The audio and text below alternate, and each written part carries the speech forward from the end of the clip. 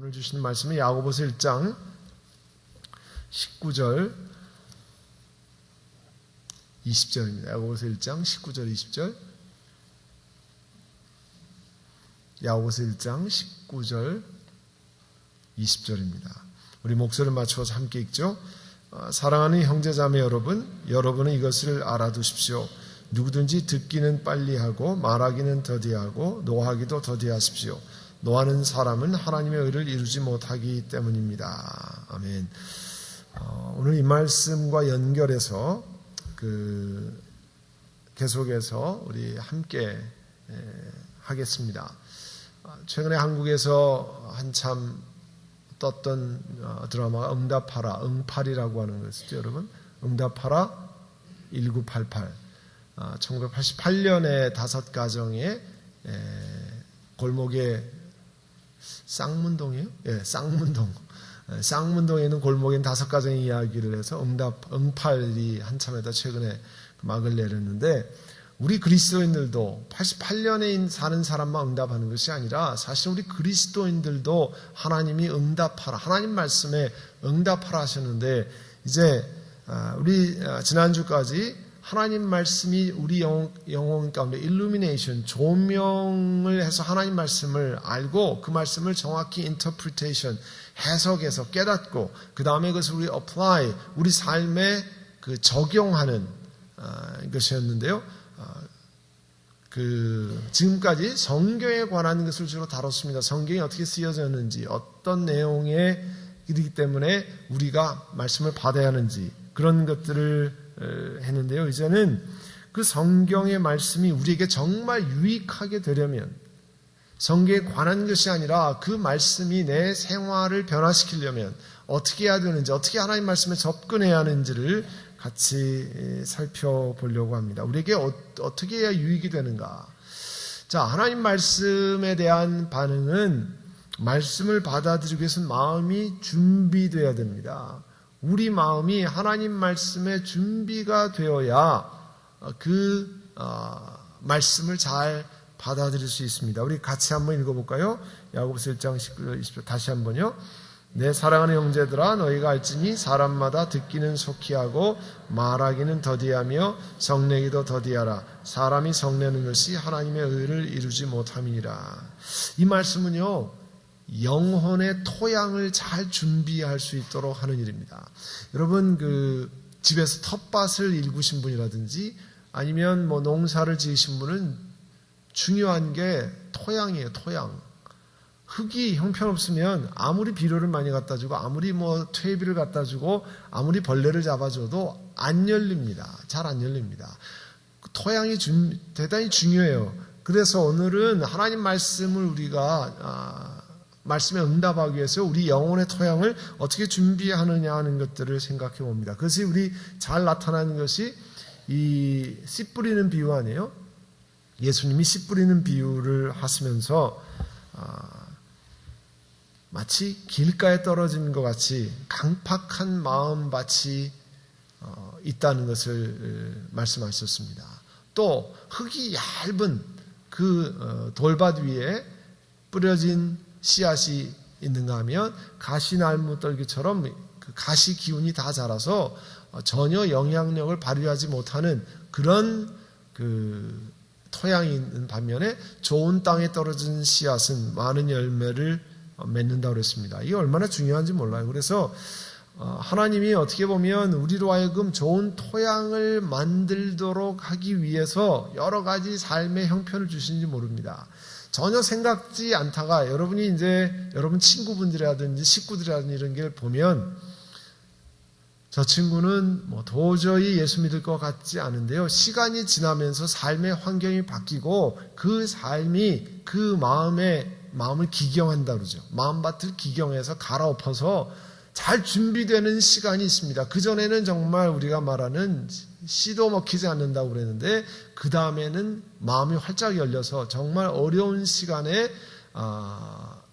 주님 앞에 나올 수 있는 기회가 생깁니다. 그렇기 때문에 예수 믿지 않는 사람들과의 관계를 그 사람들한테 먹히는 것이 아니라 그 사람들을 연결할 수 있는 그런 고리를 계속 만들고 있어야 됩니다.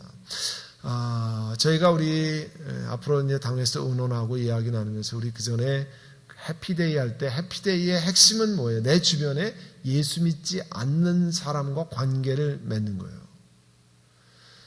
신앙생활한 지 20년, 30년이 지나면 이렇게 얼핏 둘러보면 내 주위에 예수 믿지 않는 사람이 하나도 없는 것 같습니다.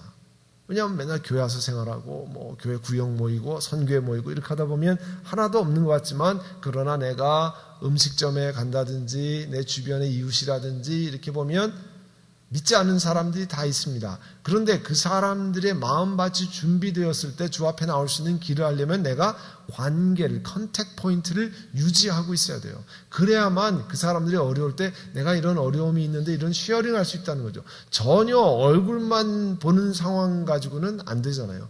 그래서 여러분이 과거에 그런 경우가 많죠. 처음 예수 믿으면 어느 정도 예수 믿지 않는 사람과 이제 거리를 두잖아요. 왜냐하면 휩쓸려 가니까. 내가 휩쓸려 가지 않도록 거리를 두는데, 여러분이 어느 정도 세워주면요, 그 다음엔 그 사람들을 땡겨오기 위해서 어느 정도의 컨택 포인트를 만듭니다. 내가 거기에 먹혀 들어가는 수준이 아니라 그분들을 주님 앞에 인도할 수 있는 길이 있도록 그렇게 하는 거죠. 그러려면 계속 컨택 포인트 만들고 이야기하고 그렇게 해야 돼요. 대단히 중요한 일입니다. 하나님이 사람이 이렇게 만들 수 있는 거 아니죠. 우리가 옆에 있는 사람한테 당신 좋은 땅이 되라 이렇게 얘기해가지고 뭐 그게 되겠습니까? 안 됩니다. 하나님의 성령께서 하셔야 돼요. 그래서 기도로 땅을 파는 것이 대단히 중요합니다. 여러분 기억나세요? 우리 해피데이 할 때 예수 믿지 않는 사람들 3명 정원에서 우리 그분들을 위해서 철야 기도도 했고요. 그분들을 위해서 금식 기도하고 그분들을 위해서 뭐 했어요. 뭘 했어요? 예. 저도 개인적으로 예수 믿지 않는 사람을 위해서 금식 기도하고, 그것도 우리 하루를 다 예수 믿지 않는 사람에서 금식 기도하고, 그때 철야 기도를 2주 동안 철야 기도를 계속 했는데요. 다른 거 하지 않았습니다. 예수 믿지 않는 사람 예수 믿게 해달라고.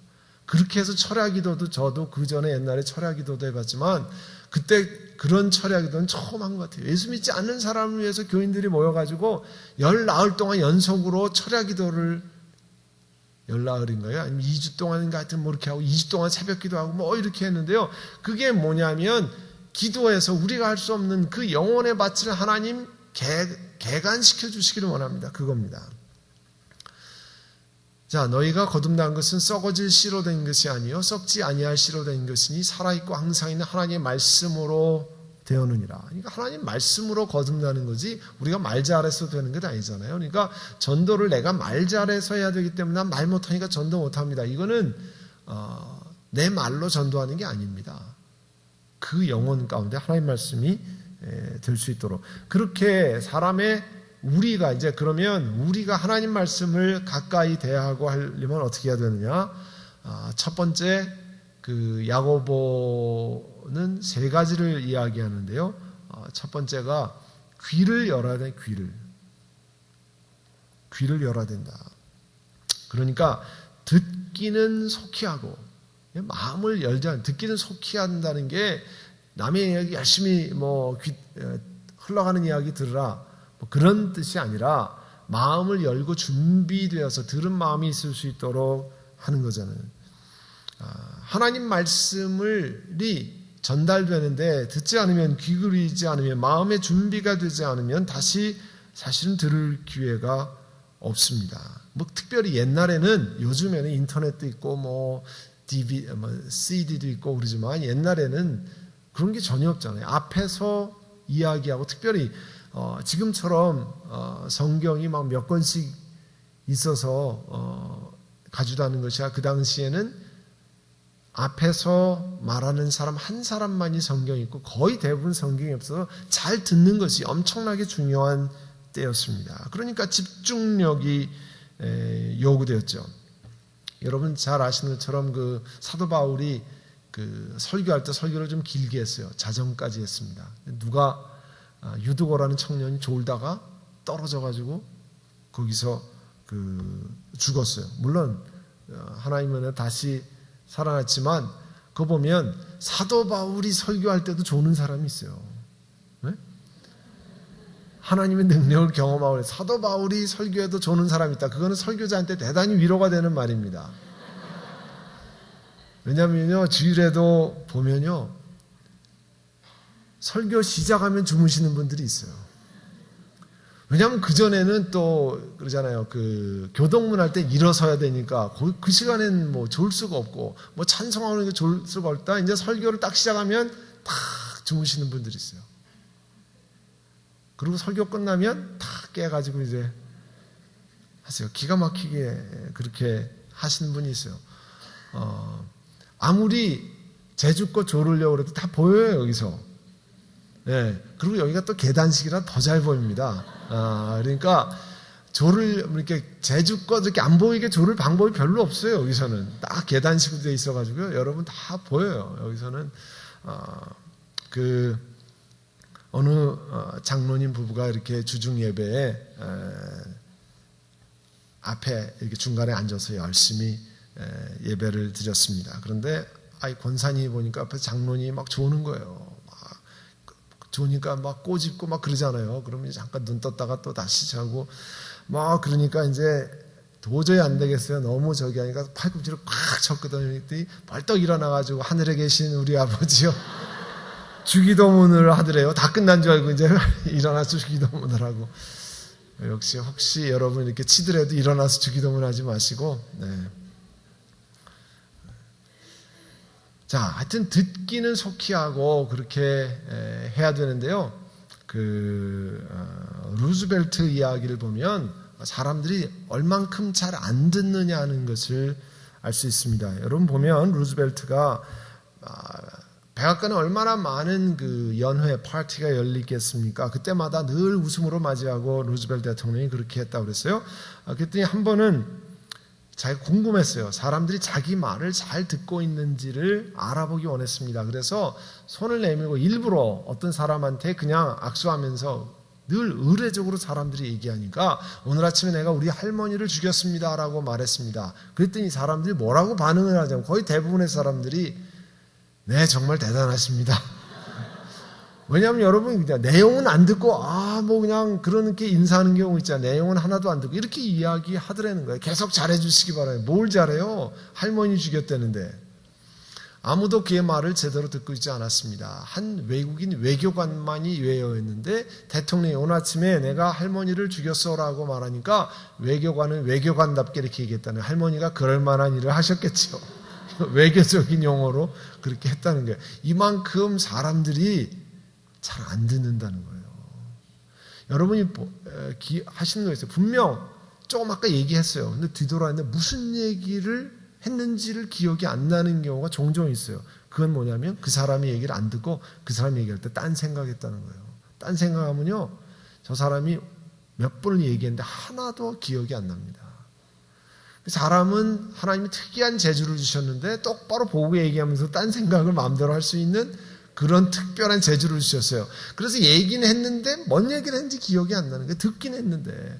그러니까 하나님 말씀을 들을 때 우리가 잘 집중하셔야 된다는 겁니다. 여러분이 그런 거 많이 경험하잖아요. 오늘 내가 성경을 석장 읽어야지. 석장을 읽었는데 읽긴 읽었는데 뭘 읽었는지 기억이 안 나는 경우가 있어요. 자, 그래서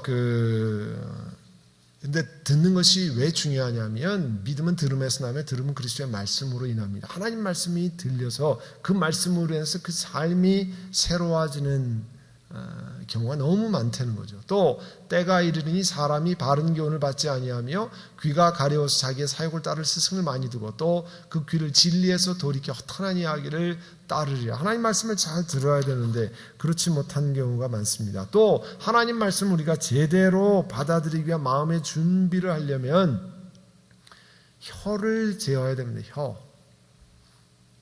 말하기는 좀 더디해야 된다는 거죠.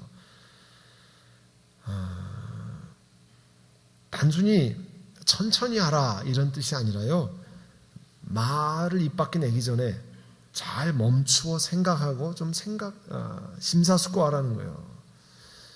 우리는 생각지 않게 그냥 팍팍팍 반응이 나와가지고 하는 경우가 많잖아요.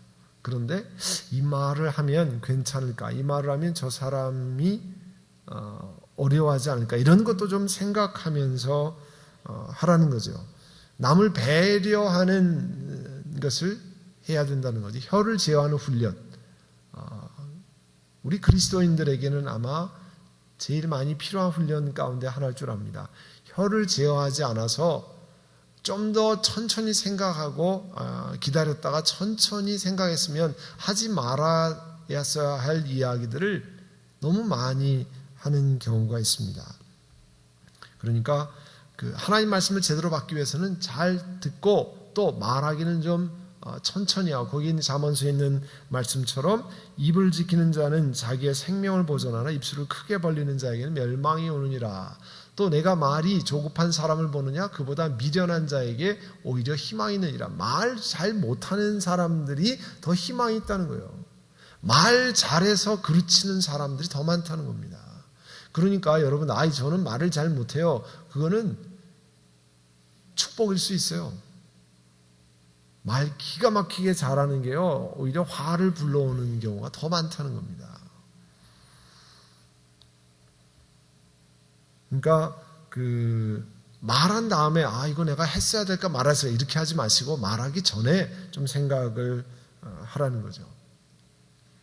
그 다음에 분노를 조절해야 하나님 말씀이 내 영혼 가운데 잘 들린다는 거예요. 성내기도 더디하라.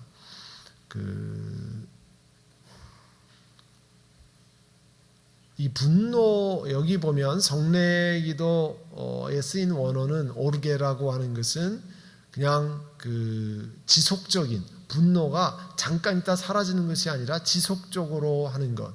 그 다음에 듀모스라고 하는 것은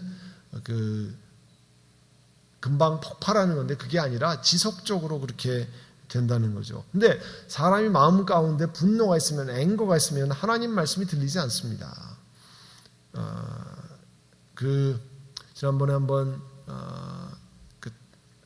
다큐멘터리를 보니까 주기철 목사님, 신사참배 반대해서 옥고를 치르시고 또 결국은 옥에서 순교하신 주기철 목사님이 막내 아들이 13살 땐가 순교를 하셨는데 그 아드님이 주광조 장로님이에요. 그 아버지가 일본 경찰이 얼마나 잔인하냐면 그 주기철 목사님 고문받는 걸 유리창 바깥에다가 주기철 목사님 어머님, 주기철 목사님 사모님, 그 다음에 막내 아들을 거기다가 놓고 고문을 하는 거잖아요. 정말 악랄하게 고문을 했는데 그 아버지가 너무 심하게 고문받는 것을 보고 주기철 목사님, 그 막내 아들이 주광조 장로님이 실어증에 걸렸습니다. 2년 동안 말을 못했어요. 너무 쇼크를 받아가지고. 사람이 그 마음이라는 게 참 특이해서 그런 고통을 보고 2년 동안 말을 못했는데 돌아가실 때 그 주기철 장로님이 자기가 나중에 커서 간증을 하고 있어요. 아버지가 순교하실 때 자기가 화장실에 가서 하나님을 향해서 주먹을 들고 막 하나님의 주먹질을 했다는 거예요. 하나님이 살아계시면 아버지가 어떻게 저렇게 돌아가십니까? 하나님이 살아계시다면서요. 그런 분노가 있었다는 거예요. 그렇게 이야기를 하더라고요. 참 안타까운 일이지만 그런 일들이 일어나잖아요.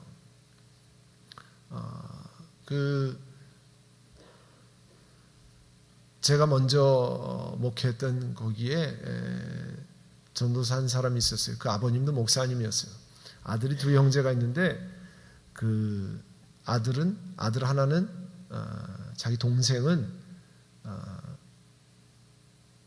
한국 교회를 안 온대요.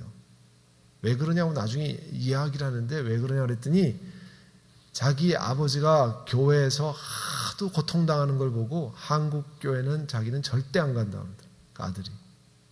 마음에 분노가 생기는 거죠. 마음에 분노.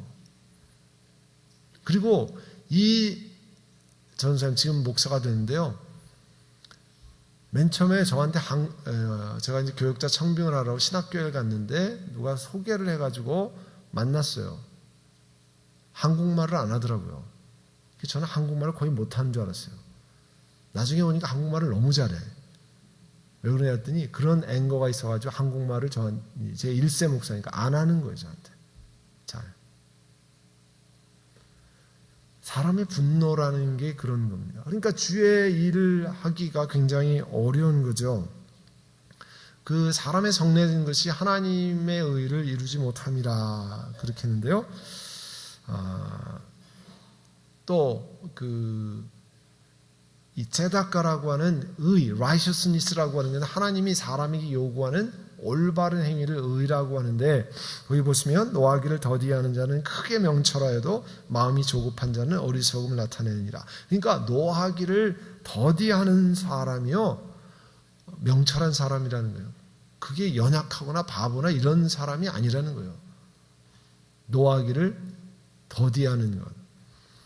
또 노하기를 더디하는 사람은 용사보다 낫고 자기의 마음을 다스리는 자는 성을 빼앗는 사람보다 낫다. 옛날에는 그 군인이라는 것이 얼마나 대단한 사람입니까? 또 성을 빼앗는 정도가 되면 얼마나 용매 있는 사람입니까? 그런데 그 용매 있는 사람보다 더 위대한 사람은 뭐냐면 노하기를 더디하는 사람이에요. 마음을 다스리는 사람이라는 거예요. 그래서 늘 우리 그리스도인들은 하나님께 구해서 하나님의 성령님 내 영혼을 다스려 주시고 내 영혼을 붙들어 주시기를 원합니다. 신앙생활을 오래 하면 이렇게 분노가 앵거가 폭발하는 경우요. 저는 성격상 이렇게 가끔씩 폭발해야 됩니다. 이거는 잘 돌아보셔야 됩니다. 하나님 우리를 만들 때 가끔씩 한 번씩 팍팍 폭발해야 이게 무슨 화라산도 아니고 가끔씩 올바른 게 아닙니다. 분노를 다스릴 수 있는 어려움이 있죠. 화가 난다는 게 뭐예요? 힘든 일을 당하는 거 아니에요? 억울한 일을 당하는 거 아니에요? 억울한 일을 당할 때마다 또 내가 무시당할 때마다 한 번씩 폭발하면 그리스도인이 무슨 차이가 있느냐는 거죠. 내 영혼 가운데 하나님의 성령께 의지해서 하나님 그런데 고백하는 거예요. 개인적으로 하나님 내가 너무 화가 납니다. 내가 힘듭니다. 그러나 주의 말씀에 의지해서 내 영혼의 화를 다스릴 수 있도록 도와주시기를 원합니다. 그런 훈련을 하는 게 그래야만 하나님 말씀이 내 영혼 가운데 새겨진다는 거예요. 아멘? 아멘하기 싫으셔도 아멘 하셔야 됩니다. 이건요, 우리 영혼 가운데 그런 훈련이에요. 신앙생활은 귀한 훈련입니다. 이건 내가 좋아하는 건 따르고 내가 싫어하는 건 나는 그런 거는 나는 체질상 안 맞습니다. 그러면 신앙생활 내가 원하는 대로만 하는 건 아니에요. 사실 하나님이 기뻐하시는 것을 따라 내 영혼을 빚어가는 거예요. 영어로 하면 forming이라고 하는데 forming. 내 캐릭터를 하나님이 주시는 성품을 하나님이 포밍 해가는 거예요. 자,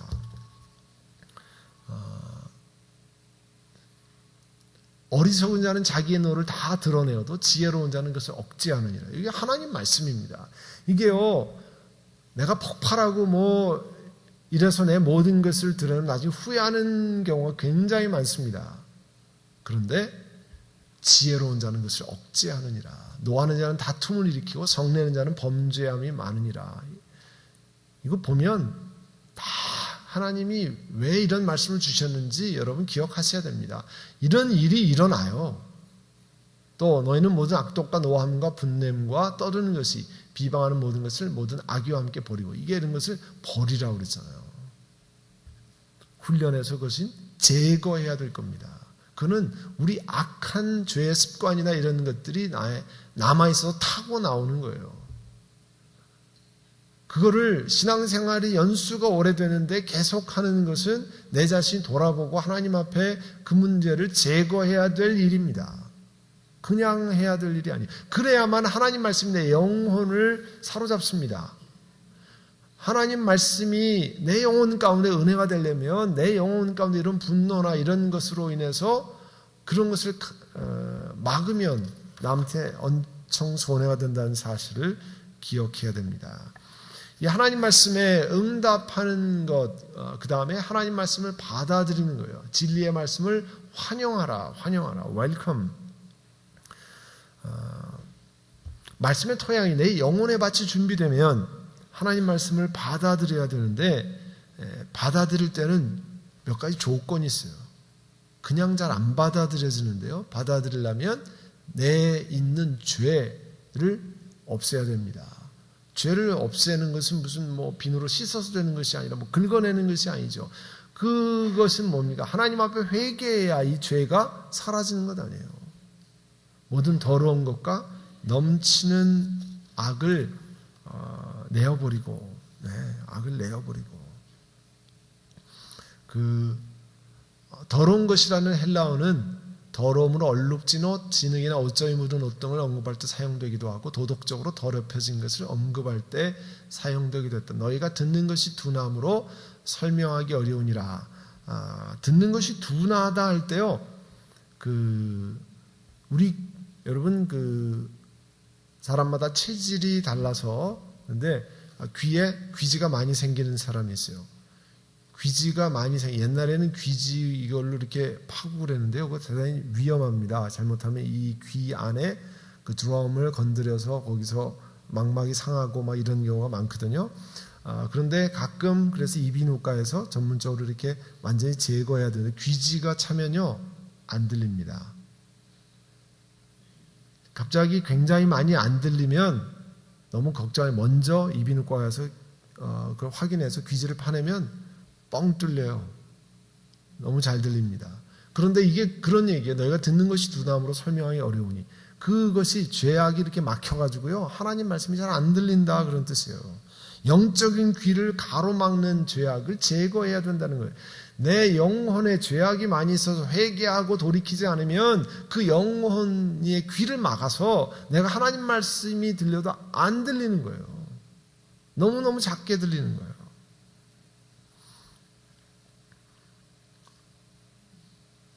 또 아까 모든 더러운 것과 넘치는 악을 내버리라 그랬는데요.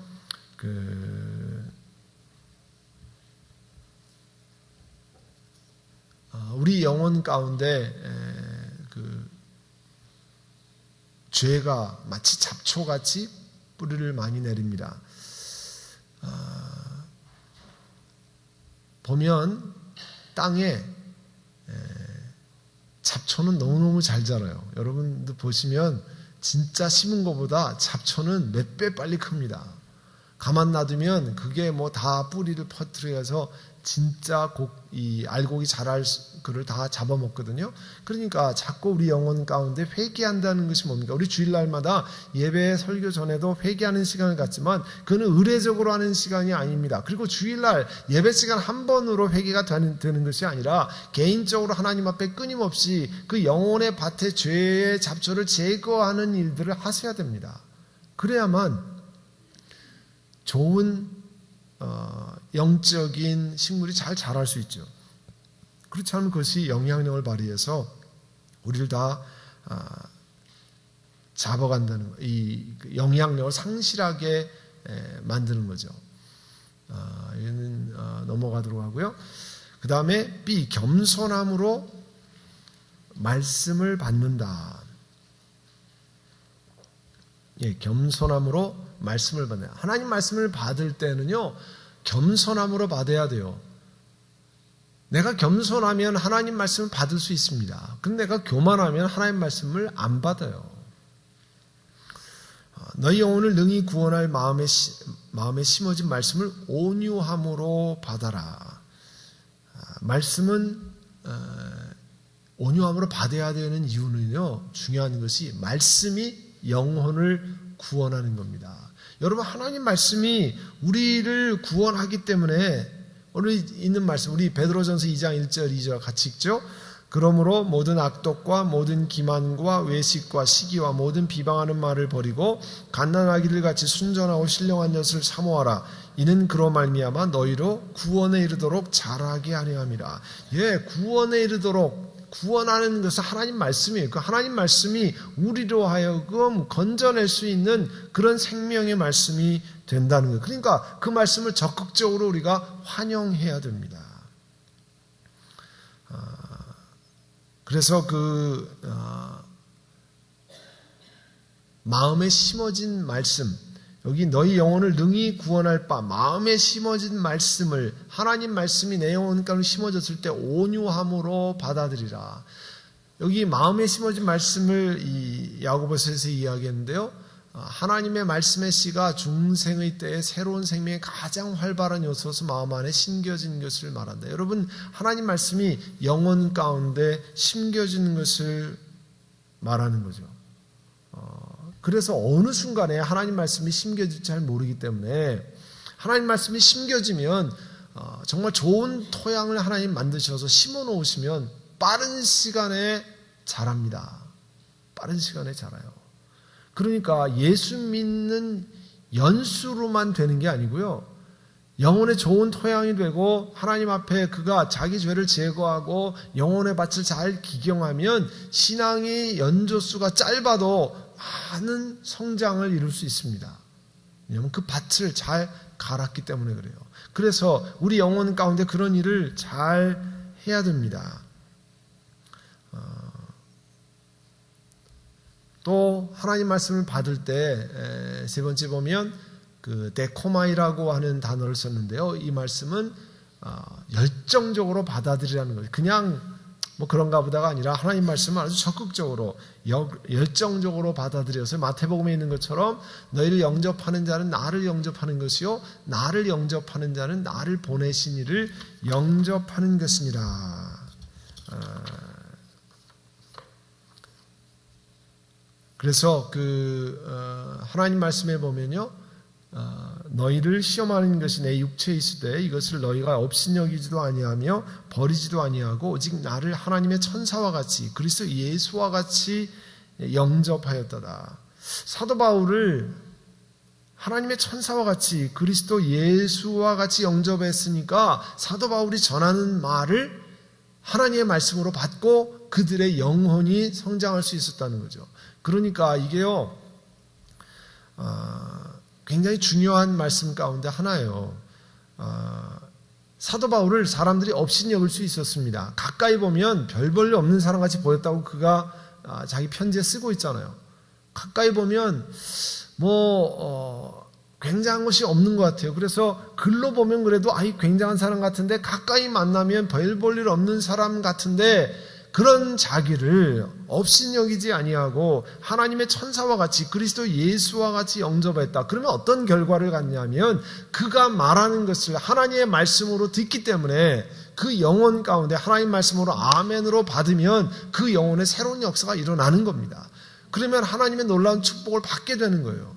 그래서 목회자와의 관계가 왜 중요하냐 하면 하나님 말씀으로 받을 수 있는 준비가 되기 때문에 그래요. 그래서 목회자의 관계가 이상해지면 쉽게 말하면 목사를 하나님의 말씀의 대언자로 여기지 않게 되면 그 교회에서 신앙생활하기는 대단히 어렵습니다. 왜냐하면 주일 예배의 반을 목회자가 말씀을 전하는데 하나님 말씀의 대언자로 여겨지지 않는데 그 예배 시간이 되겠습니까? 예배가 안 되는 거죠. 그러면 예배가 안 되고 그것이 쌓이면 어떻게 돼요? 결국은 그것이 다른 데로 표출되고 다른 데로 터져나오고 그렇게 하잖아요. 그러면 그분은 하나님 앞에 영적으로 대단히 마이너스고 손해가 막심한 겁니다. 그래서 오늘 사도 바울을 통해서 하나님의 말씀으로 그들이 받을 수 있었던 것은 그를 하나님의 천사와 같이 그리스도 예수와 같이 영접했다. 사도 바울 자체가 굉장한 사람이기도 했지만 그가 하는 것을 그렇게 여겼다는 건 그들에게 영혼에 대단한 유익을 가져온다는 거예요. 그래서 여러분 목회자를 위해서 기도하고 목회자를 위해서 하는 것은 목회자가 이뻐서 그런 게 아닙니다. 여러분 자신이 영혼의 유익을 얻으려면 그렇게 하셔야만 여러분 영혼 가운데 하나님의 생명의 밭이 풍성해지는 거예요. 네. 그래서 몇 가지 성경에 나와 있는 하나님의 일꾼들 가운데 베레아 사람들은 간절한 마음으로 하나님 말씀을 받고 이것이 그러한가 아닌가 날마다 성경을 상고했다 그러잖아요. 그러니까 하나님 말씀이 정말 그런가 아닌가를 상고하는 그런 간절한 마음이 베레아 사람들에게 있었다는 거예요. 또 데살로니가 사람들은 그 많은 환난 가운데서도 성령의 기쁨으로 말씀을 받아 우리와 주를 본받는 자가 되었으니 그들이 어려운 환경에 있었지만 하나님 말씀을 받고 하나님 앞에 기쁨으로 섬겼다는 거죠. 그래서 말씀을 섬기고 사랑하고 그렇게 해야 됩니다. 이제 하나님 말씀을 받는 겸손함으로 받는 것 가운데 온유함으로 받으라는 뜻은 거기 있는 것처럼 죄와 악으로 인해 절제하지 못하는 분노의 모습이 아니라 내적인 고요와 그 숙고함이 있는 그런 안정된 마음으로 온유한 마음으로 하나님 말씀을 받아라. 그래서 말씀을 활짝 열고 배우려는 겸손한 마음으로 하나님 말씀을 받으라는 거예요. 그렇게 말씀을 받아야 여러분 영혼 가운데 커다란 유익이 있다는 겁니다. 이거는 여러분이 유익이 되고 여러분 영혼 가운데 하나님 말씀으로 정말 블레싱을 얻고 성령으로 충만하고 그 말씀이 여러분을 살릴 수 있는 그런 준비를 하라고 하는 것입니다. 얼마나 중요한지 몰라요.